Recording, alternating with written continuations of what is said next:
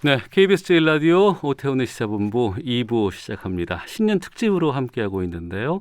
2부는 제목을 2021년 신혼부부를 부탁해 이렇게 좀 정했습니다. 2021년 새롭게 시작하는 신혼부부들, 이분들 앞에 놓여있는 미래는 핑크빛뿐일까 싶기도 하고요. 지난해 돌아보면 우리 사회에서 출산 문제, 또 육아 문제, 부동산 문제, 일자리, 여러 가지 정책들이 다 지금 어려움을 겪고 있습니다. 실제 결혼하신 지 한 5년 내 되신 분들과 함께 현장에서, 현실에서 어떤 어려움들 겪고 있는지 좀 말씀 나눠보도록 하겠습니다. 1월 1일에 어렵게 모셨습니다. 먼저 KBS 1라디오의 유기성 PD 나오셨습니다. 어서 오세요. 네, 안녕하세요. KBS 1라디오의 유기성 PD입니다. 기성 씨는 결혼 언제 하셨어요? 저는 2016년 5월에 했어요. 네. 그리고 지금 아이가 둘 있다고요? 네, 4살 아들, 예. 2살 아들이 있고요. 예. 2021년 올해에 네. 5월에 이제 저희 셋째가 태어납니다. 셋째가 나와요. 네. 축하드리겠습니다. 감사합니다. 예. 하나씩 좀 이야기를 좀 풀어보겠고요. 또 이어서 회사원이십니다. 임재송 씨 모셨습니다. 안녕하세요. 네, 안녕하세요. 예. 지난해 코로나 때문에 결혼 앞두고 있는 예비 부부들이 엄청나게 어려웠다고 들었는데 그 어려움을 뚫고 임재송 씨는 20년 7월에 결혼을 하셨네요. 네, 저희는 이제 올해 1월에 결혼을 하기로 이제 지난해 1월. 이제 해가 그렇죠. 바뀌었으니까. 예. 지난해 1월에 결혼하기로 했고요. 예. 그때도 이미 이제 코로나가 조금 시작이 돼서 저희가 알아보는 중이었기 때문에 네. 저희는 그냥 조금 작게 그 친구들만 모인 상태로 스몰 웨딩을 7월에 하기로 했고 네. 다행히도 그때는 이런 집합금지 명령이나 이런 게 조금 완화된 상태여서 예정했던 날짜에 결혼식을 이제 7월에 했습니다. 주변에 예비 부부들 많이 만나셨을 거 아니에요? 그렇죠. 계획이 뒤틀린 경우가 상당히 많았다면서요? 예, 저희 결혼식장에 온 친구들도 저희보다 2달 먼저 이제 잡혀 있었는데 네. 이제 미룬 친구들 또 저희랑 몇 주 차이였는데 또 더 뒤로 밀린 친구들 그런 케이스들 많이 있었습니다. 네. 이제 그러면은 아이 계획은 어떻게? 지금 이제 그 아내가 임신을 해서 그래요? 네, 저도 이제 2021년 6월 예정일입니다. 축하드리겠습니다. 네, 감사합니다. 예. 자, 그리고 또 한 분 모셨습니다. KBS의 이슬기 아나운서 나오셨습니다. 네, 안녕하세요. 아나운서 이슬기입니다. 예. 저는 2016년에 결혼했고 지금 이제 만삭입니다. 예. 이제 2달 뒤면 아이가 태어나게 됩니다. 그러면 2021년 둥이, 네, 2일 둥이를 세 분 모두가 다 이제 맞이하게 되는군요. 네. 우리 다 같이 박수하면서 축하드리도록 시작하도록 하겠습니다. 저희가 이 신년 특집을 좀 기획한 계기가 있어요. 지난해 12월에 신혼부부와 관련된 통계 결과가 나왔습니다. 간략하게 좀 저희가 좀 이건 좀 챙겨봐야겠다라는 부분을 좀 알려드리면, 첫 번째, 혼인 건수 자체가 대한민국에서 줄고 있다라는 점입니다. 혼인신고 5년 이내의 신혼부부가 126만 쌍으로 이 중 초혼부부는 99만 8천 쌍이고 초혼부부가 100만 쌍 아래로 떨어진 게 관련 통계를 작성하기 시작한 2016년 이후 처음이라고 합니다. 또 출산과 관련해서 초혼 신혼부부 가운데 자녀를 출산하지 않은 부부가 42만 쌍 정도로 전체 42.5%를 차지했습니다. 이것도 통계 작성 이후에 가장 높은 비중이고요. 그리고 경제 상황과 관련해서 신혼부부 10쌍 중 8쌍, 9쌍 정도가 빚을 안고 그러니까 대부분이 빚 갚고 결혼 생활을 시작하고, 금융권 대출 잔액이 있는 초혼 신혼부부가 85.8%, 대출 금액을 보면은 대출 잔액의 중간값은 1억 1,200만 원 정도, 1억이었던 1년 전보다 12.21%가 증가를 했습니다. 이 통계 듣고 나서 어떤 점들이 공감이 되시는지, 또 어떤 생각이 들었는지, 정말 내가 살아보니 해보니 이렇더라라는 느낌들 있으실 것 같아요. 먼저 이슬기 아나운서. 네. 예. 출산, 육아에 대해서 좀 본인의 경험담. 할 말이 많습니다. 뭐가 그리 많으세요? 아니 저는 셋째 출산을 앞두고 있다고 해서 예. 정말 존경한다고 먼저 말씀드리고 싶고요. 우리 유기성 PD에게. 네, 예. 정말 대단한 일을 하고 계십니다. 어. 네, 저는 이제 첫째를 낳아보고 네. 이제 워킹맘이라고 불리죠. 일을 하면서 육아를 하고 있는데요. 이거 네. 제 일과를 말씀드리면 새벽 3시 반에 기상을 하고 4시에 집에서 출발을 해서 네. 4시 반에 새벽 4시 반에 회사에 옵니다. 그래서 오후 12시까지 일을 하고 그런 다음에 집에 가서 이제 육아 일을 합니다. 네. 그리고 밤에 한 10시에 이제 아이를 재우면 바로 다음날 또 출근을 해야 되는 하루에 5시간 정도밖에 못 자는 예. 임산부죠. 임산부는 근데 업무라든가 근무에 여러 가지 네. 배려가 좀 필요한 거 아닌가요? 그렇죠. 뭐 단축 근무라고 해서 2시간 예. 정도로 앞당길 수 있는데 저처럼 이제 새벽 시간에 일하는 예. 사람들은 그런 게 좀 어려워가지고요. 지금 그 뉴스광장 수도권 네. 뉴스 담당하고 있기 때문에 그러신 거군요. 아침마다 뉴스 전해드리고 있어서요. 예. 그렇게 하고 있습니다. 뭐가 가장 힘들어요?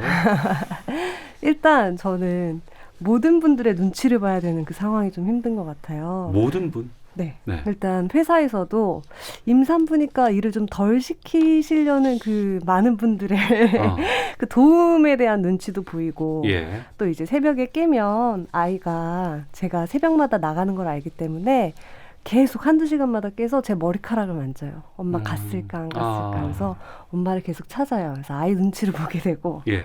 또 남편한테도 굉장히 미안한 것도 많죠. 왜냐하면 남편이 퇴근하고 오면 좀 쉬게 해줘야 되는데 저도 제가 하루 종일 너무 힘들었다 보니까 30분만 그렇죠. 봐달라고 할 때 눈치 보이고 또 새벽에 엄마가 잠깐 제가 일하러 간 사이에 아이를 봐주시기 때문에 또 엄마 눈치가 보이고 전 최선을 다하고 있는데 이렇게 많은 사람들의 눈치를 봐야 되는지 좀 그런 게 좀 슬플 때가 있습니다. 네. 네.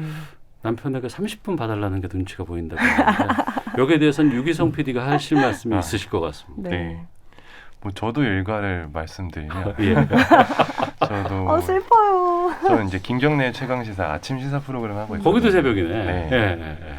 저도 한 새벽 5시, 4시 반에서 5시 사이에 이제 기상을 하죠. 네. 네, 출근을 하고 일을 하고 회사에서 한 3, 4시쯤 나가서 집에 이제 3, 4시쯤 도착을 해요. 네.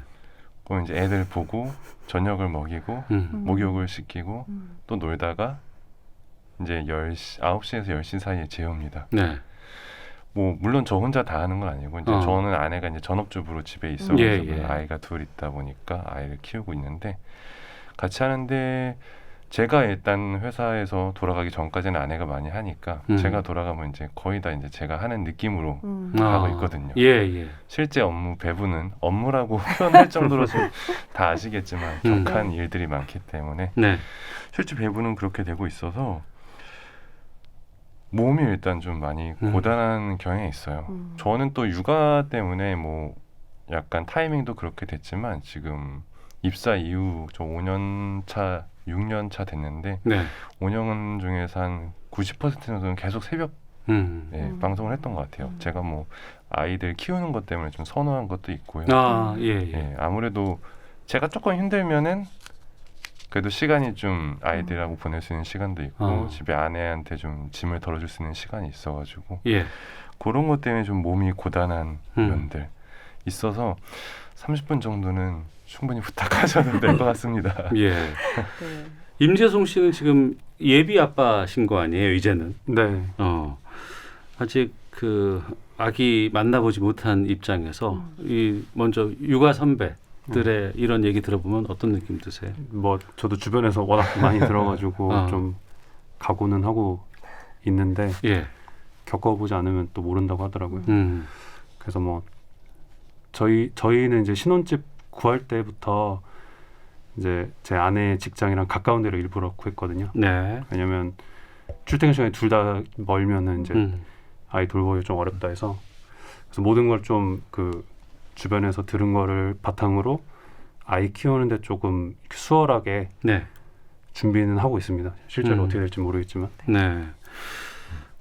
출산과 관련된 이 신혼부부 통계 같은 것들을 보면은 그 일하고 가정 이 두 곳을 다 함께 할 수 있는, 양립할 수 있는 환경이 상당히 중요하고 이것이 되어야 출산도 우리가 좀 많이들 권장하는 사회로 가지 않을까라는 생각이 들거든요.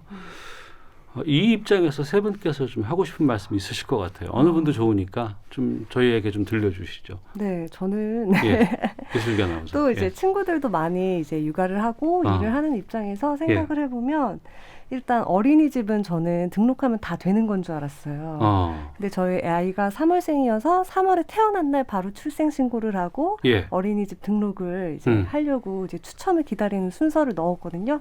아직 4년이 됐는데 연락이 없습니다. 그만큼 이제 어린이집도 되기가 굉장히 힘들어서 어떻게 보면 이제 그러니까 아이가 태어나면 출생 증명서 확인 받고 바로 한 바로 그냥 어린이집으로 등록을 해야 돼요? 어린이집 그렇죠. 등록을 해야지 이제 대기가 빠릅니다. 보통 국공립은 5, 6년 걸린다고 하더라고요. 그래서 바로 했는데도 아직까지 대기가 100 몇 번대로 알고 있습니다. 그래서 이제 워킹맘 일을 하게 되려면 어떻게든 뭐 가족의 도움을 좀 부탁드리거나 이것도 쉽지 않죠, 사실. 아니면 이제 도움이 이제 가사 도움이 아니면 어린이집 같이 도와주실 분 아이를. 그 엄마가 일찍 일을 해야 되고 회사를 가야 되니까 그때 아이를 챙길 수 있는 분들이 계셔야 될 거 아니에요. 그렇죠. 육아 도우미를 구하는 것도 하늘의 별따기고요. 사실 이모님이 상전이다라는 말이 있어요. 이모님이라고 하면 그 육아 도우미 하시는 분. 네. 상전이다라는 말이 할 정도로 많이 힘듭니다. 왜냐하면 제가 실제로 한번 계산을 해봤어요. 보통 회사원들이 9시부터 6시 아주 근무 여건이 좋아지신 분들의 경우에 그렇게 되면 출퇴근 시간을 합하게 되면 오전 8시에 출근을 해서 저녁 7시에 딱 집에 도착하는 시간으로 가정을 했을 때 아주 이상적으로 가정을 했을 때 11시간입니다. 그래서 최저임금으로 따지면 한 달에 217만 원이에요. 최저임금으로 따졌을 때. 그리고 내년에는 220만 원이 좀 넘는 걸로 계산을 해봤습니다. 그러니까 평균적으로 200에서 250만 원 그리고 제가 조금 더 일을 많이 하는 경우에 직업을 가진 경우에는 300만 원 정도의 금액이 드는 거예요. 현금으로 300만 원 이거 굉장히 큰 금액입니다. 그리고 뭐 중국 동포분들 같은 경우에도 요즘 200에서 250만 원 정도를 현금으로 제가 드려야 되는 상황인데 그렇다면 이 돈을 벌고 식사값 따로 이제 청소는 제가 해야 되고 이런 걸 다 따지고 나면 내가 일하는 게 맞는 건가. 차라리 사랑으로 아이를 키워주고 아이의 부족함도 그리고 예쁨도 다 내가 보면서 사실 돈 차이가 별로 안 나거든요. 그렇게 대하는 거 아닌지 하는 고민 때문에 많은 분들의 여성이 500만 원 벌지 않는 이상 그만두는 게 훨씬 이익이다라는 말이 유행일 정도로 그렇게 많이 고민들을 하는 것 같습니다. 두 분은 어떠세요? 굉장히 이슬기 아나운서께서 말씀하신 거에 공감을 하고요. 저희 같은 경우는 어쨌든 아내가 첫째를 임신하고 그 임신한 중간에 이제 회사를 그만두고 이제 전업주부로 들어섰거든요. 휴직이 아니고 아예 그만두신 거예요? 아예 그만뒀습니다. 저희도 그런 계산이 있었어요. 그쵸. 모든 분들이 하셨겠지만 이거를 어떠한 형태의 도움을 받느냐. 근데 양가의 도움을 받기에는 저희는 사정이 좀 안 돼가지고 그러면 이제 육아 도우미를 찾아야 되는데 그 비용이 만만치 않죠. 계산하신 것처럼 200만 원, 250만 원. 또 이게 아이에 대한 일이니까 뭐 최저 시급 이런 게 있다고 해도 더 드리고 싶은 게 저희 마음이죠. 그래야 그렇죠. 부모 입장에서 더 잘해주니까. 그럼 이게 만만치가 않거든요. 그럴 바에는 저희는 그래서 결단을 빨리 내는 건 차라리 아이를 사랑으로 키워주자라는 생각으로 그냥 아내가 조금 희생한 면이 있죠. 아내가 아이를 지금 키우고 있고요. 그중에 어린이집도 사실 굉장히 힘들었어요. 저희도 지금은 이사를 갔지만 그 전 지역에 아이가 태어나서 한 3살 첫째 아이가 3살까지 자랄 때까지 저희도 어린이집을 못 갔거든요. 전 회사 어린이집도 안 되고 저희 동네 어린이집도 안 되고 그러다 보니까 저희는 이제 정신승리를 하게 되는 겁니다. 그래 36개월까지 부모가 키워주면은 여러 가지 면에서 좋다고 하니까 나는 이제 막 근거를 찾아 모으기 시작을 해요. 좋죠. 아이한테는 굉장히 전 좋을 거라고 생각을 해요. 뒤에 생각을 하면. 근데 그 부모들이 너무 힘들어요. 사랑은 분명히 있는데 사랑만 있는 건 아니잖아요. 육아에. 또 힘들면 그게 아이에게 또 갈 수도 있어요. 그렇죠. 그게 어떤 방식으로든 표출이 어느 정도 되는데 아무리 갓난아기라도 느끼는 바는 분명히 있기 때문에 그런 면에서 어린이집 문제 좀 더 크면 아마 저희도 좀 있으면 경험하겠지만 유치원, 구공립 유치원도 워낙 어렵다고 하더라고요.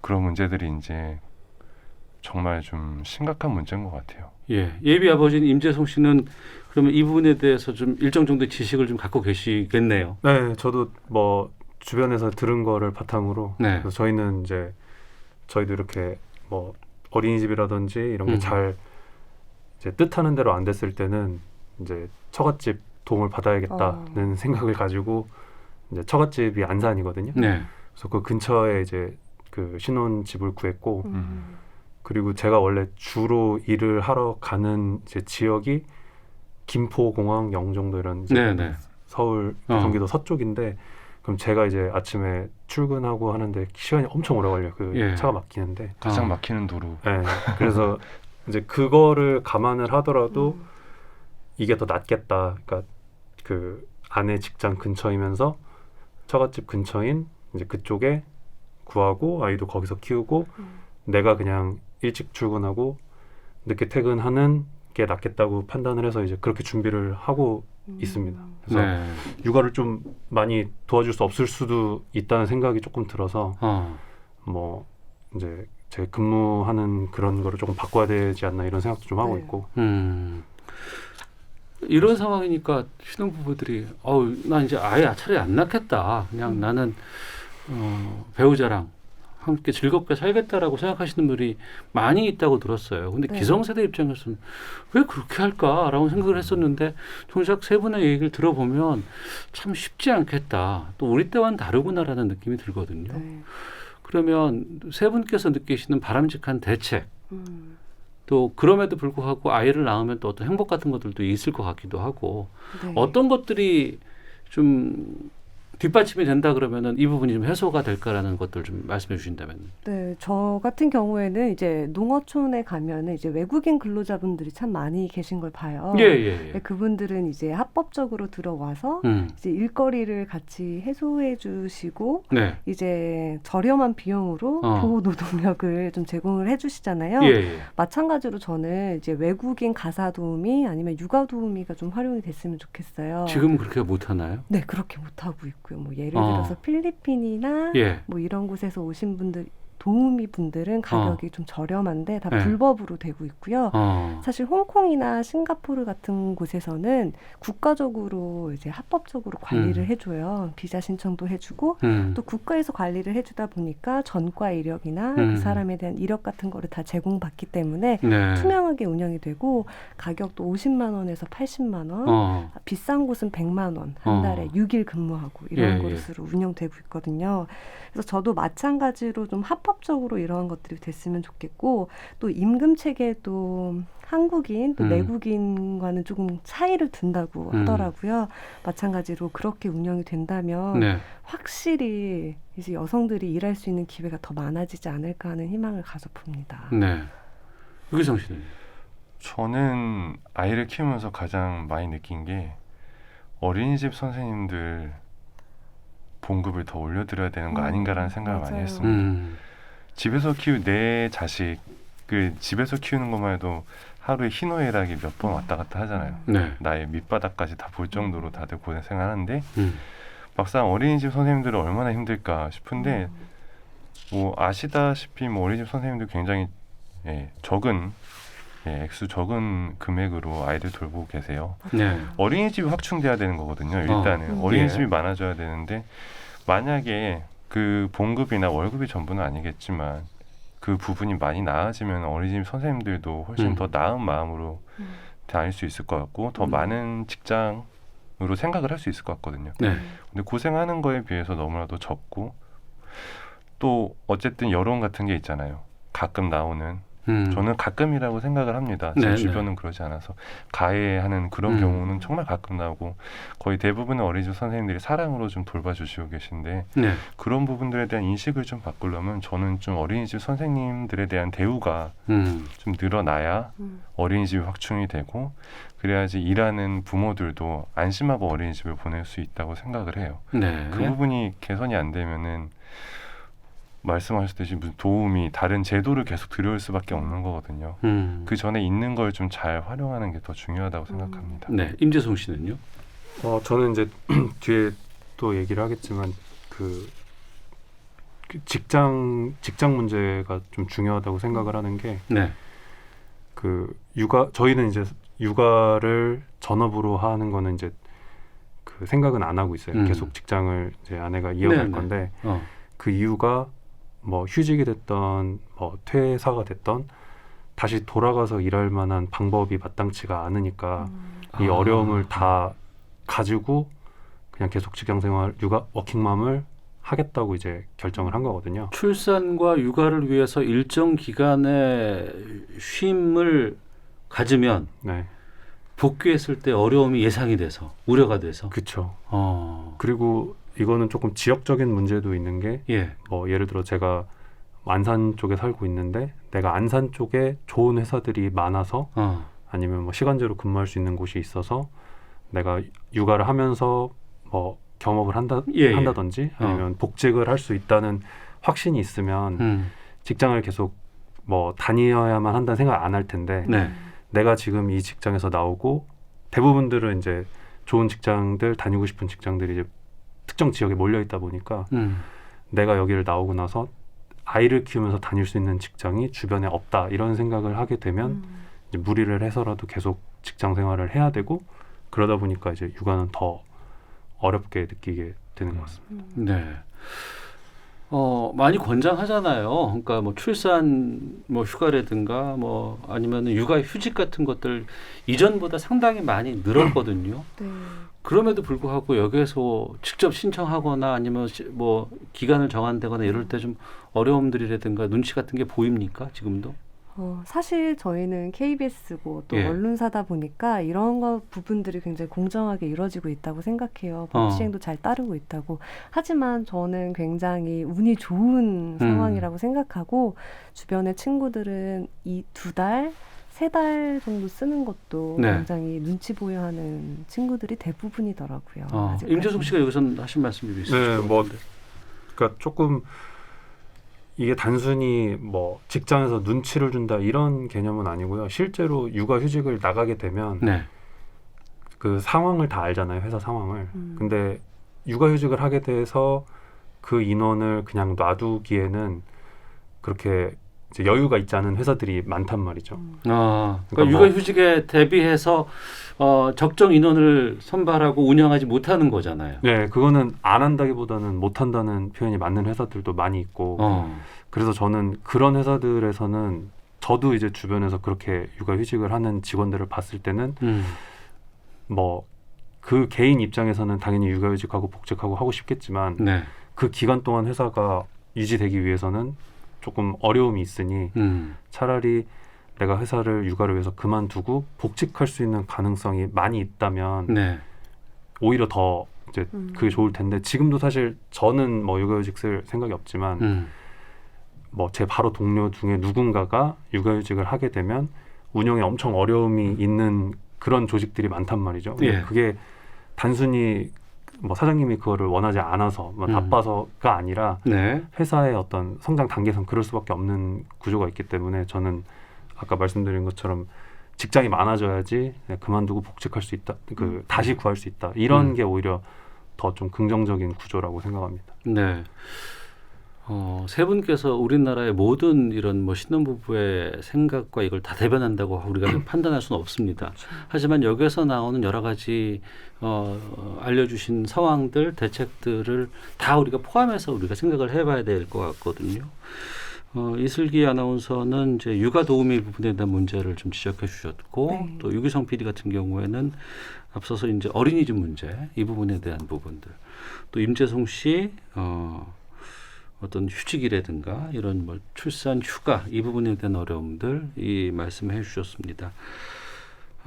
저희들 이거 포함해서 좀 여러 가지 상황들도 좀 살펴볼까 하는데 그 넘어가기 전에 이 부분은 임재성 씨에게 간단히 좀 여쭤보고 다음 주제로 가야 될 것 같은데 지난해 결혼하셨잖아요. 짧은 순간에 이제 작은 결혼식을 선택했다고 하셨는데 그 지난해 우리나라의 이 결혼식 문화가 상당히 많이 바뀔 수밖에 없었어요. 물리적으로, 상황적으로 봤을 때. 이게 그렇게 가는 것도 나쁘지 않다고 보세요? 아니면은 지난해 한 해에만 좀 특정된 상황으로 갔으면 좋겠다는 느낌이세요? 어떠세요? 저는 개인적으로 원래 이런 형태로 결혼식을 좀 하고 싶었고, 그러니까 친구들 소규모로 하는 작은 결혼식. 그게 뭐 양가 부모님도 중요하고 이런 코로나 같은 상황도 중요하고 본인 의지도 중요한데, 저는 긍정적인 면도 많은데 저는 사실 주변한테 이렇게 이게 좋다고 얘기는 잘 안 해요. 왜냐하면 상황이 다 다르기 때문에. 근데 이제 보통들 본인들은 그런 마음을 가지고 있어도 상황 때문에 못했는데, 상황이라고 하면 이제 가족이라든가 뭐 그렇죠. 부모님이라든가 또 그동안에 다 상황이 있기 때문에. 제가 그냥 우스갯소리로 얘기를 하는 게, 저희가 그렇게 할 수 있었던 거는 저희 부모님 그리고 이제 처갓집도 이렇게 직장 생활을 오래 하시고 이런 분들이 아니시다 보니까 그런 것들에 대한 뭐 사회적으로 해야 되는 거 아니면 또 축의금 나갔던 거 이런 것들에 대한 생각이 별로 없으셔서 그래서 가능했다고 생각하거든요, 저는. 그래서 이번 기회를 빌어서 이렇게 소규모로 결혼식을 했던 분들이 늘었으면 또 점차 그런 비중이 늘어나지 않을까 그렇게 생각합니다.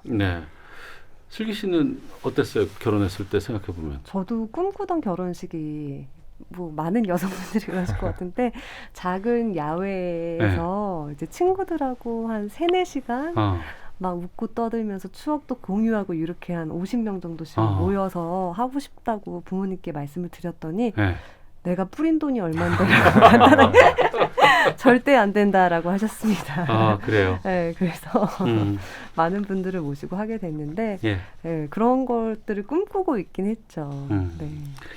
알겠습니다. 이걸 코로나가 가져다준 긍정적인 걸로 봐야 되는 것인지 그건 또 아닌 것 같고 참 어렵습니다. 자, KBS 라디오 오태훈의 시사본부 신년 특집 2부 2021년 신혼부부를 부탁해 함께 하고 있습니다. 자, 신년 특집 2부 2021년 신혼부부를 부탁해 두 번째 주제로 집 부동산 문제 좀 넘어가 보겠습니다. 부부가 된다는 것은 이제 서로 다른 분들이 이제 함께 생활을 해 나간다는 의미이기도 하고, 그러면 그 공간이 있어야 되고 함께 살 집이 있어야 되는데, 관련해서 저희가 좀 전화 인터뷰를 좀 한 분과 해보려고 합니다. 이분과 말씀 나누고 세 분과 계속해서 말씀 좀 이어가도록 하죠. 요즘 신혼부부들이 처한 상황을 잘 보여주는 사례에 해당되시는 분이라서 저희가 좀 전화 연결해 보겠습니다. 추예슬 씨 연결해 보죠. 나와 계십니까? 네, 안녕하세요. 네. 인터뷰 응해 주셔서 고맙습니다. 새해 복 많이 받으시고요. 네, 새해 복 많이 받으세요. 저희가 오늘 신혼부부들과 함께 말씀 나누고 있는데, 추예슬 씨는 결혼을 언제 하셨어요? 저희 올해 12월 12일에 결혼을 해서 아직 한 달이 채 안 됐습니다. 이제 해가 바뀌었으니까 이제 지난해 12월 12일이지만 한 달도 안 된 정말 따끈따끈하시는 부부시네요. 네, 3주차 넘어갔습니다. 결혼은 하셨고 아직 집을 마련하지 못했다는 얘기를 제가 얼핏 들었는데 좀 상황을 알려주실 수 있겠어요? 네, 아직 집을 마련하지 못해서 계속 알아보는 중입니다. 그러면 결혼은 하셨는데 그럼 어떻게 살고 계세요? 현재는 그냥 남편 집에서 거주하고 있고요. 사실 남편 집이 그리 크지 않아가지고 살림을 완전히 합치지는 못했어요. 그래서 필요한 짐들만 우선 챙겨가지고 그냥 임시로 같이 살고 있습니다. 그러니까 남편이 결혼 전에 살던 공간에 잠깐 가 계시는 거군요. 네. 언제까지 그러실 계획이에요? 아직 집을 정리를 할 수 없는 상황이라서 그래서 왔다 갔다 거리면 살고 있거든요. 되는 대로 이제 합쳐야죠. 결혼 전부터 그래도 집을 마련하기 위해서는 많은 노력을 해 오셨을 것 같은데 어떤 어려움들이 좀 있던가요? 일단은 최근 들어서 급격하게 오른 그 전세가가 제일 문제인데요. 전세가 없어요? 네, 전세가 없고 전세 가격도 크게 올라서 저희가 그때 집을 구하러 부산에 많이 다녔을 때 그때가 임대차 3법 시행이 된 이후였는데 그 시행 이전과 대비해서 거의 1억 5천에서 2억 정도가 오른 상황이라서 예. 이전과 같은 매물인데 그렇게 전해서 이제 저희가 예산은 한정적인데 예. 네, 그렇기 때문에 조금 전세가는 계속 오르고 있는 게 가장 지금 큰 어려움입니다. 네. 제가 불편한 말씀 드려도 어떨까 모르겠는데 전세가 없으면 최근에는 반전세라든가 월세라도 좀 많이 있을 거 아니에요? 네네. 그건 아닌가요, 상황이? 일단은 저희가 가장 베스트로 선택했던 거는 전세긴 한데 예. 지금 안 되다 보니까 저희 그 조금 기준을 낮춰서도 알아보고 있거든요. 네. 이제는 전세를 이제 위주로 받았다면 반전세도 보고 네. 근데 월세도 그렇게 많지는 않아요. 기본적으로 매물량이 현저히 줄어가지고 예. 이것도 경쟁률이 조금 심하더라고요. 예. 지금 꾸준히 알아보고 있긴 합니다. 네. 네. 그러니까 내 계획에 맞는 집이 없는 겁니까? 아니면 아예 그냥 매물 자체가 부족한 겁니까? 매물 자체도 부족하고요. 특히 전세는 많이 부족해졌고요. 예. 그리고 그 금액이 너무 많이 올라서 예. 한 달 사이에 억씩 오르니까 한 달 사이에 억이 올라요? 네, 같은 매물인데 예. 저희가 이전에 알아봤을 때는 예를 들면 5억이라고 하면 6억에서 많이는 7억까지 올라버리니까 네. 저희가 지금 되게 많이 당황을 하고 있는 상황이거든요. 네. 그 신혼부부들 위한 여러 가지 정책들, 대책들이 있다고 들었습니다. 뭐 행복주택이라든가 신혼부부 특별 공급이라든가 이런 제도가 있는데 이런 제도들은 안 되나요? 저희가 그걸 그래서 제일 먼저 확인을 했었는데요. 확인하셨는데. 네, 남편이 근데 10년차 직장인이고 저도 5년 차이다 보니까 합산 소득이 예. 그 정부에서 요구하는 그 제도상 내 소득 기준에 부합하지 않더라고요. 부부 합산 소득이 기준보다 높군요. 네. 이게 많이 완화됐다고는 하는데 예. 또 약간 애매하게 조금만 더 저희가 많은 거예요. 네. 그래서 아예 그 특공을 할 수 없는 경우가 많다 보니까 이것도 조금 힘들 것 같습니다. 네. 그러면 찾아보고는 있는 상황이고 앞으로 계획을 지금 여쭙기도 좀 힘든데 그래도 좀 말씀해 주신다면. 그렇죠. 여전히 알아보고는 있는데 말씀드린 것처럼 쉽진 않아서 그리고 또 지금도 가격이 조금씩은 오르고 있는 추세예요. 네. 봤을 때에는 그래서 저희 기준을 조금 낮춰서 이전에는 아파트만 생각했었는데 빌라나 다세대 주택도 지금 현재는 고려하고 있습니다. 아, 그렇군요. 네. 어서 빨리 그 보금자리를 좀 예쁘게 꾸밀 수 있는 그런 상황으로 좀 돌아가시기를 저희들도 빌겠습니다. 고맙습니다. 네, 감사합니다. 예. 자, 2020년 12월 12일 결혼하셨고 결혼 이후에도 지금 결혼 전 남편이 살던 공간에서 지금 거주하고 계속 보금자리를 구하고 있는 분입니다. 추예슬 씨와 함께 말씀 나눴습니다. 세 분도 이제 이제 작년에 결혼하신 분이 있고 이제 두 분께서는 한 이제 5년 이제 곧 되시는 분들인데 이 신혼부부들 집 구하는데 상당히 어렵다. 그리고 이게 부동산 문제도 있지만 이게 대출 문제들도 있는 것이고 또 여러 가지 계획에 대한 우리 젊은이들의 계획도 다 여기에 담겨 있는 거거든요. 어떤 느낌 드셨는지 또 좀 말씀 좀 여쭤보겠습니다. 유기성 씨? 답답하네요. 답답하고 안타깝다는 마음이 제일 먼저 들고요. 예. 저는 신혼 생활 자체를 좀 반전세에서 시작을 했어요. 제가 모아놓은 돈도 없을 뿐더러 자금력이 없어가지고 반전세에서 충분히 할 수 있을 것 같다라는 계획을 잡고 시작했는데 지금 생각해보면 너무나도 잘못된 계획이었다. 왜요? 집값이 이렇게 오를 줄 아무도 몰랐으니까요. 그때 무리해서라도 샀었으면 그때 방법이 과연 있었을까는 잘 모르겠습니다. 그때 분명히 이것저것 많이 제가 알아보고 이게 잘 안 되겠고 좀 어려우니까 반전세를 택한 경우였지만 지금을 생각해 보자면 돌아간다면 어떠한 방법을 찾아서라도 매매를 했었어야 됐다라는 후회가 요즘 들어 많이 몰려오고 그래서 결혼하시는 분들 보면 참 힘들겠다는 생각 진짜 많이 듭니다. 요즘. 아, 그래요. 임재성 씨는 어떻습니까? 지금 전화 연결한 분이랑 저랑 여러 가지가 상당히 많이 비슷한데 저도 이제 결혼하기 전에는 제가 행복주택을 살고 있었어요. 원래. 아, 예.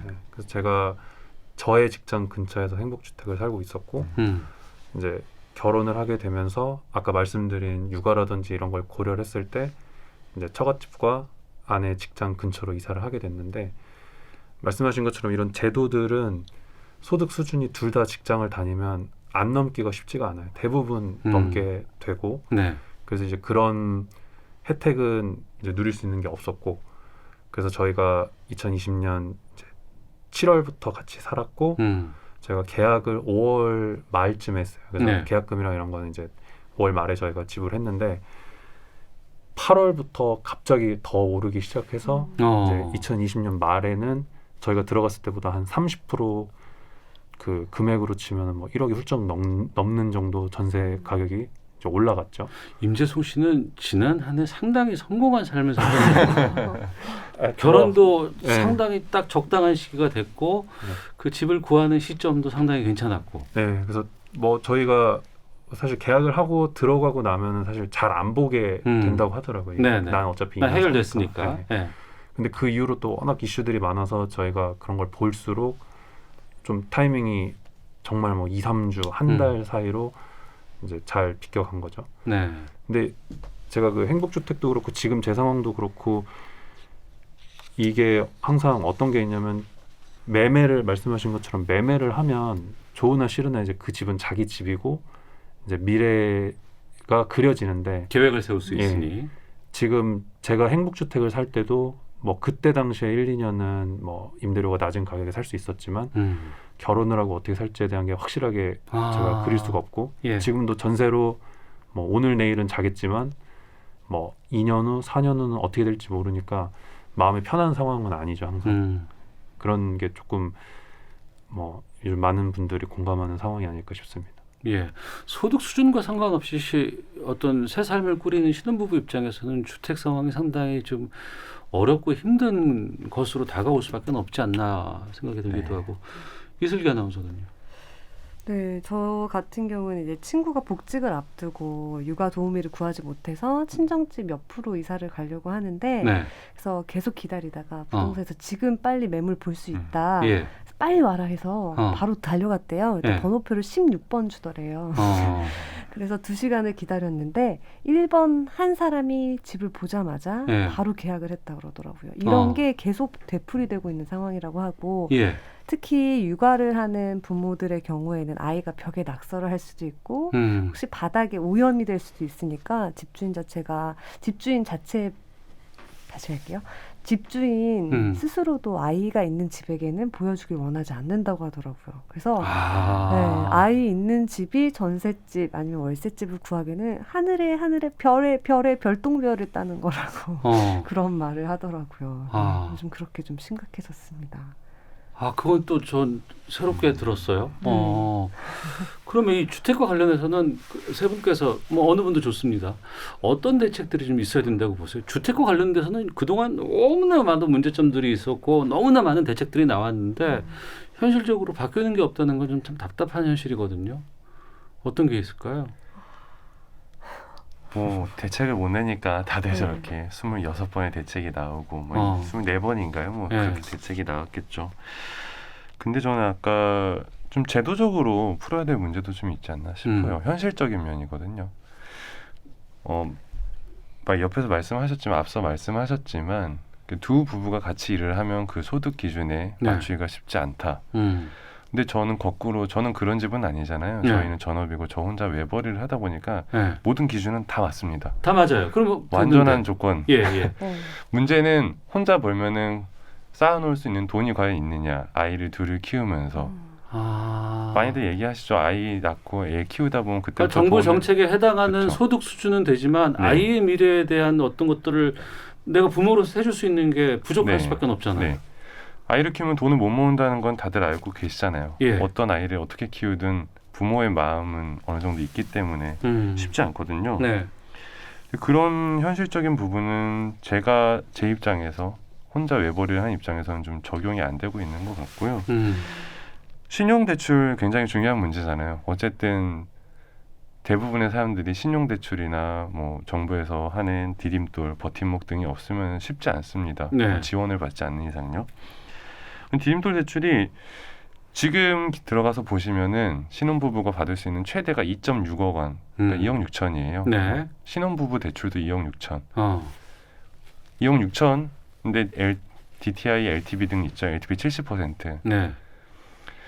들어갈 수 있는 주택이 사실상 없어요. 아파트가 서울에서는. 지금 현재 따지면 지금 거의 평균가가 모든 지역이 9억, 10억 다 가고 있잖아요.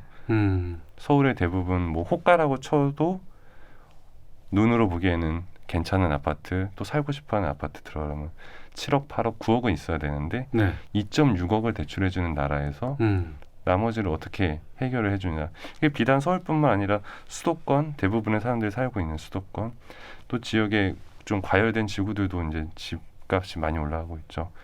이 정도 제출 상품이나 나라의 지원으로는 이건 신혼부부가 아니더라도 마땅한 방법이 없는 상황이라고 생각이 됩니다. 네. 그래서 집값이 오르면은 그거에 대한 집값을 안정시키려는 대책도 당연히 필요하지만 필요하고. 그 이면에서 이제 지원을 해주는 대책도 좀 실무적으로 그거에 맞춰서 좀 움직이는 제도가 좀 필요하다고 생각합니다. 네. 뭐 공감이 가실 수도 있고 아니면 그 밖에 다른 대책들도 있을 것 같은데 어떤 걸 말씀해 주시겠습니까? 저는 사실 그 말씀하신 게 어떤 취지인지는 이제 저도 아는데 예. 조금 해법이 달라야 된다고 생각하는데 예, 좋습니다. 예. 대출을 많이 해준다는 거는 집값이 또 그만큼 올라가는 이제 대출을 늘려주는 것만큼 그렇죠. 집값이 또 올라갈 수도 있다라는 네, 뭐, 우려가 있을 수 있죠. 네, 투자든 뭐 네. 실거주든 사실 때 대출이 많이 나오면 그만큼 매매 가격이 올라도 살 수 있는 여력이 늘어나는 거기 때문에 네. 저는 그런 것보다도 아까 말씀드린 것처럼 좀 그 직장이 많아지는 게 더 중요한 문제라고 생각을 하거든요. 예. 물론 뭐 이런 방송국이나 이런 거는 어쩔 수 없이 서울 안에 있어야 되지만 예.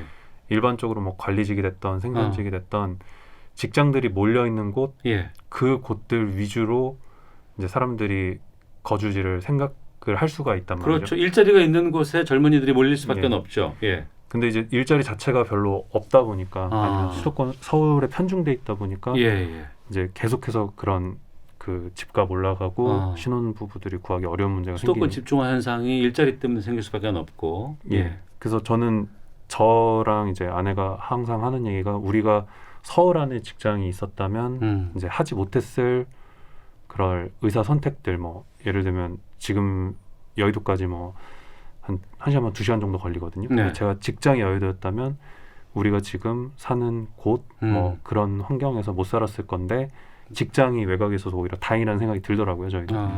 그래서 아이를 낳는 것도 그 부분에 포함될 수 있을 것이고. 그래서 이런 정책을 항상 세울 때 저는 좀 직장이 항상 먼저 생각돼야 된다고 생각을 하고 대중교통이라든지 그런 것도 그런 취지에서 뭐 서울 중심으로 그 대중교통이 좀 더 확보가 된 지역은 이 많아질수록 또 직장의 어떤 선택지가 많아지니까 집을 구하는데 선택지가 많아지니까 그게 더 중요하다고 저는 생각합니다. 아니 세 분하고 말씀을 이렇게 나누다 보니까 결혼 우리 아이들은 결혼시키면 안 되는 상황인가 이런 느낌이 들고 이걸 어떻게 헤쳐나가야 되지? 근데 실제로 통계를 보니까 결혼들을 안 한다고 해요. 네. 결혼 건수도 상당히 줄었고 결혼 건수가 주니까 다행히 뭐 출산율은 더 낮아질 수밖에 없고 그 상황도 좀 여쭤보도록 하겠습니다. 이슬기 아나운서가 박명수의 라디오 쇼에 출연을 하신 적이 있었는데 네. 결혼해 보니까 정말 좋다 이렇게 얘기했다고 들었어요. 뭐가 그렇게 좋으셨어요? 제가 참 경솔했다는 생각이 네, 아마 그때는 이런 부동산도 없었고요, 코로나도 없었고요, 아이도 없었습니다. 신혼이었으니까. 신혼부부였을 때니까. 그때는 정말 좋죠. 휴일에 그냥 소파에 앉아서 텔레비전만 하루 종일 보고 음식 배달 시켜 먹고 다음날 출근하면 얼마나 피로가 해소되는지 그때는 정말 좋았고요. 지금은 조금 달라졌어요. 좀 몸이 만성 피로고 아이와 함께 있지만 뇌는 없는 것 같은 이제 좀비가 제가 된 것 같은 그런 생각이 들 정도로 피곤하다 보니까 하지만 남편과는 이제 전투애가 생겨서 살아남은 전사의 마음으로 함께하고 있어 또 다른 행복은 있습니다. 예.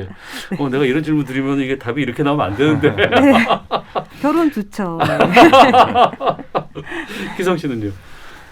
저도 어쩔 수 없이 좋다고 일단은 말씀을 드리면서 그런데 진짜 코로나 때문에 진짜 잘 모르겠어요. 그러니까 코로나 이전까지는 힘들어도 재미가 있었거든요. 네. 근데 코로나19 바이러스 때문에 집에 머물 수밖에 없는 상황이 계속되다 보니까 정말 많이 지칩니다. 뭐 육체적으로 지치는 것보다는 정신적으로 너무나도 많이 지쳐가지고 답답하고 네. 아이들이 더 심하겠지만 네. 어쨌든 지금 아이들 얘기가 아니라 저희 부모에 대한 입장에서는 이 코로나 시대에서는 정말 아이를 많이 낳아서 키우는 게 아이들한테 도움이 될 것인가. 사실 많이 좀 밖에도 같이 나가주고 더 많은 거 보여주고 더 많이 놀아주고 싶은데 집안에서 할 수 있는 건 한정적이거든요. 굉장히. 예. 지금도 제가 하는 거 보면 올해 한 3월, 4월쯤에 했던 걸 계속 돌림으로 이렇게 하고 있어요. 옛날에 했던 거 다시 하고 옛날에 했던 거 다시 하고. 저 그거 좀 공유해 주세요. 네, 굉장히 이게 중요하죠. 지금은 네. 인스타그램 같은 거 SNS 많이 보고 있는데 그런 면에서는 과연 지금 아이를 낳는 거에 대해서는 정말 현실적인 고민이 좀 필요한 것 같습니다. 하지만 아이를 낳고 나면은 너무나도 행복한 게 있거든요. 뭐 낳아보신 분만 알 수 있는 부분들이라서 네. 그것이 정말 궁금하다. 그러면은 결단하시고 결혼하시고 아이 낳으시면 될 것 같습니다. 공영방송 PD예요. 그러면 어르신들이 그런 말씀들 하시잖아요. 야, 그 애 낳으면 다 누가 키워줘. 스스로 커라는 얘기들 많이 하셔요. 네. 근데 그게 젊은 사람들은 공감이 안 될 거예요. 과거에는 뭐 집에 사람들이 많이 살았고 물리적으로 그리고 옆에서 키워줄 수 있는 부분들은 이게 노동이라고 생각하지 않았던 부분들도 있고 네. 하다못해 형, 누나, 오빠가 아이들을 키운 적도 있었으니까 그때는 그렇게 말씀하실 수 있지만 지금은 온전히 두 부부가 아이를 이 상황에서 키워야 되는 거예요. 임재성 씨는 지금 지금 아버지이기 때문에 그런 얘기를 좀 들어보셨을 것 같은데. 네, 저는 뭐 집 구한 거, 결혼식 한 거 다 좋은 타이밍에 했기 때문에 네. 우리가 아이 낳으면 코로나도 다 해결돼서 행복하지 않을까 하는 긍정적인 마인드를 가지고 있고요. 예. 아이 키우는 부분은 뭐 워낙 저도 주변에서 많이 봐서 주변의 도움 뭐 이런 것들 필요하다고 생각하고 있습니다. 그래서 모든 뭐 의사 결정을 할 때 이제 태어날 아이를 어떻게 하면 좀 더 쉽게 뭐 이렇게 편하게 키울 수 있을까를 고려를 하면서 이제 살고 있습니다. 그렇게. 네. 소득 수준이 우리나라가 상당히 많이 올라갔다고 하고 경제도 물론 지금 코로나 상황에서 힘들지만 이전보다는 다른 나라와 비교해 봐서는 상당히 선방하고 있다는 얘기 나오고 있어요. 여러 가지 주택 정책, 육아 정책, 출산 정책들 있다고는 하고 여기에 대해서 많은 지적들이 있었고 변화가 있다고 생각했는데 세 분의 얘기를 들어보면 제가 결혼했을 때 제가 아이를 낳았을 때보다는 훨씬 더 어려운 상황에서 애쓰고 있구나라는 느낌이 들거든요. 그러니까 이제 결혼들 안 하려고 하고 혼자 살려고 하고 그냥 나만 즐기면 좋겠다는 느낌들도 좀 있을 것 같아요. 근데 그래도 우리 사회가 그렇게 갈 수는 없는 거 아니겠습니까? 결혼을 고민하고 있는 우리 젊은이들에게 또 세대에게 세 분께서 선배로서 하고 싶은 말씀 있으시면 좀 말씀 듣겠습니다. 이슬기 아나운서. 제가 누군가에게 결혼에 대해서 조언을 한다는 것 자체가 굉장히 부담스럽네요. 일단. 부담스러워요. 네. 아이고 안 되는데. 개인의 선택이고요. 예. 개인의 선택입니다. 네, 하지만 아이를 낳고 또 배우자와 함께 가정을 이룬다는 건 제가 평생 가져보지 못한 큰 행복이고요. 누군가 늘 내 편이 되어줄 수 있는 사람이 있다는 것 자체도 너무 감사하고 또 나만 보고 나만 있어도 행복해하는 아이를 바라본다는 것 자체가 주는 그 커다란 마음은 제가 어디서도 받을 수 없을 것 같습니다. 하지만 희생은 따른다는 걸 네. 말씀드립니다. 기성 씨. 저도 이슬기 아나운서께서 말씀하셨지만 그 눈빛이 되게 중요한 것 같아요. 나만 바라보는 그 아이의 올망졸망한 눈빛을 보면은 그땐 정말 잘했다는 생각이 들거든요. 네.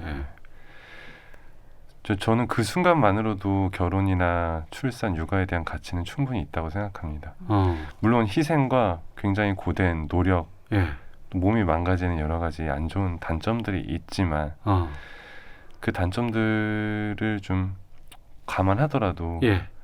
지금도 제가 집에 돌아가면은 아빠 하면서 이제 첫째 막 뛰어오고 둘째가 말도 못하는 애가 막 손을 들면서 형아를 막 쫓아서 뛰어와요. 그 순간만으로도 저는 너무나도 행복하거든요. 예. 그런 충족이 정말 필요하다. 정말 이 세상 어디서도 볼 수 없는 힐링이 필요하신 분들, 예. 그런 분들한테는 그래도 저는 아이를 잘 낳고 사시길 네, 권해드립니다. 예. 결혼 고민하고 있는 분께 임재성 씨께서는 가장 따끈따끈한 선배로서 뭐 저도 제가 조언을 할 뭐 저기 처지는 아닌 것 같은데 네. 그냥 그런 요번에 크리스마스나 뭐 이런 걸 보면서 그런 그 기간을 지나면서 제가 이제 결혼을 하기 전에 느꼈던 어떤 감정들이랑 많이 다르다는 생각을 하게 됐거든요. 그때는 고민이 더 많았던 것 같아요. 그때는 뭐 이런 뭐 이렇게 하면 어떻게 될까? 뭐 내 미래가 어떻게 될까? 이런 고민이 있었다면 지금 이제 결혼을 했기 때문에 이제 그 아내랑 어떤 공통의 목표, 공통의 어떤 목적을 가지고 우리가 진짜 전후에 이런 거 그런 걸 가지고 살아간다는 생각을 하니까 좀 더 머릿속에 혼란한 것도 많이 사라지고 좀 삶이 좀 단순해졌다고 해야 되나? 그런 것들이 있고 뭐 항상 집에 들어가면 누군가 있다는 것도 너무 좋고 그래서 저는 친구들한테 항상 추천을 하는 편인데 네. 이게 다들 아이 낳고 나면 조금 생각이 달라진다고 하는데 아직까지는 힘든 것도 없고 너무 좋습니다. 아이 낳고 나면 달라지기도 하고요. 아이가 크면 또 달라져요. 자, 출산율에 우리나라에서 뭐 이걸 좀 올려야 되겠다라고 해서 이건 국가의 미래가 걸린 일이다라고 해서 수십 조의 예산이 들어간다고는 하는데 정작 그 예산들이 어디에 쓰이는지 또 그게 어느 정도 효과를 바라보고 있는 것인지 그게 내가 결혼하고 내가 아이를 낳는데 그래도 내게 도움이 됐는지에 대해서도 확인도 좀 필요할 것 같습니다. 오늘 세 분과 함께 뭐 출산, 육아, 부동산, 뭐 일자리 여러 가지 부분들 다 얘기를 했거든요. 세 분께 딱 하나만 해주세요라고 만약에 하나가 있다 그러면 어떤 걸 바라실까 궁금합니다. 이거 하나만이라도 좀 됐으면 좋겠다라고 있는 것 있으면은 좀 말씀 나눠볼까 하는데 임재성 씨 좀 먼저 말씀해 주시겠어요? 네, 저는 뭐 부동산 문제가 요즘 뭐 어떻게 보면 시대의 어떤 화두 같은 건데 그냥 공급이 좀 많아졌으면 좋겠어요. 저는 그 공급이 뭐 수도권 서울 안도 마찬가지고 네. 이제 제가 살고 있는 그런 좀 외곽 지역도 마찬가지고 지방도 마찬가지고 모두가 원하는 주거의 어떤 질, 형태 이런 것들이 어느 정도 상향되어 있기 때문에 네. 그런 기준을 충족하는 공급이 좀 많이 이루어져서 선택지가 많아지고 그래서 이 시대의 어떤 화두가 좀 사람들 머릿속에서 지워지는 그런 때가 왔으면 좋겠습니다. 네, 이슬기 아나운서는요. 네, 보통 기업에 입사하는 남녀의 비율은 50%대 50% 정도로 알고 있습니다. 근데 이제 해가 지나고 결국 임원이 되거나 살아남는 분들의 숫자를 비교해 보면 여성 거의 없는 게 현실이에요. 네. 하지만 육아는 여자 혼자만의 몫은 아니라고 생각합니다. 그래서 남성도 육아에 더 관심을 갖고 네. 남성도 같이 참여할 수 있게 2주에서 한 달만이라도 네. 의무적으로 남성도 육아휴직을 쓰게 한다면 의무적으로 남성도 육아휴직을 쓰게 해달라. 네, 일부 유럽 국가들이 그렇게 하고 있는 걸로 알고 있는데 예. 좀 더 관심도와 참여도가 높아지고 이해도도 높아지지 않을까 생각합니다. 밖에 있는 조혜은 PD가 고개를 끄덕이셨어요. 1주만이라도. 네. 기성 씨. 네. 제가 주변에서 봤을 때는 요즘 아빠들은 그래도 최선의 노력을 다 하고 있는 것 같아요. 예. 그래서 힘들게 살고 있는 아빠들도 좀 돌봐주는 맞아요. 정책이 나왔으면 좋겠습니다. 네. 저뿐만 아니라 저 밖에 있는 윤희령 PD도 네. 항상 노력하고 있는 거 알고 있고요.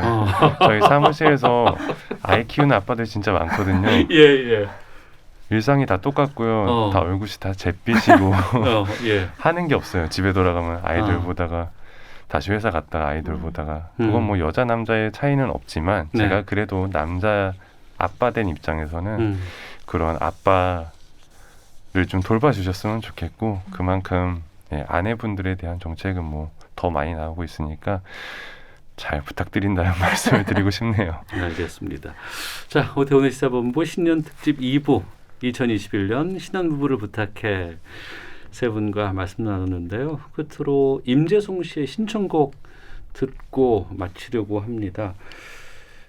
새해 첫날 인디고라는 그룹의 여름아 부탁해를 선정하셨어요?